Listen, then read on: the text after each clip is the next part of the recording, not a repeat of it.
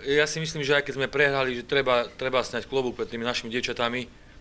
Treba si uvedomiť, že sme hrali proti týmu, ktorý je naozaj kvalitný. Dôkazom toho sú jeho výsledky v Eurolige, respektívne minulého týždňová prehra, veľmi tesná prehra až v posledných sekundách proti top favoritovi na titul v Eurolige proti Fenerbahče, kde prehral len poslednú časť z hry 0-7 a tým pádom zápas o 4 body.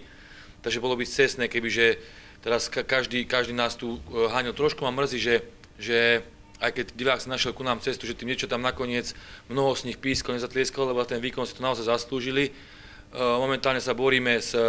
množstvom zranených a takých nešťastných chvíľok a keď si uvedomíme, že momentálne k dispozícii máme len dve hráčky staršie ako ročník narodenia 1990 a všetko to je mladšie,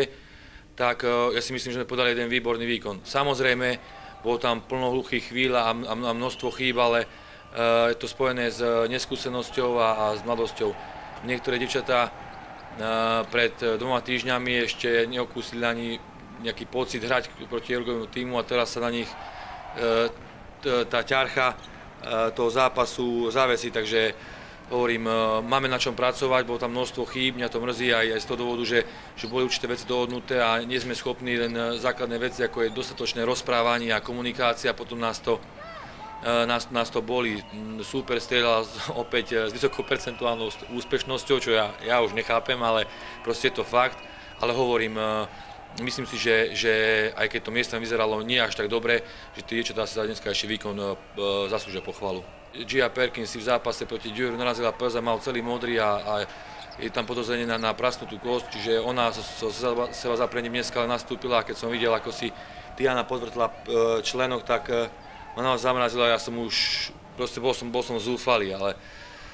neviem nájsť príčinu, proste sú to také veci, ktorým sa nevinete. Určite to nie je spojené s pretrenovanosťou, lebo už v podstate netrenujeme v tejto oklieštenej zostave, ale tých zápasov je málo, teda veľa, nás málo a tie hráčky sú vyťažené a špekulujeme viac nad tým, ako regenerovať,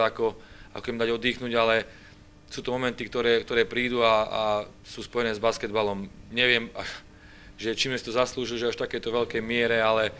taký je proste život, my sa s tým musíme popasovať a ja dúfam, že to už bude len lepšie.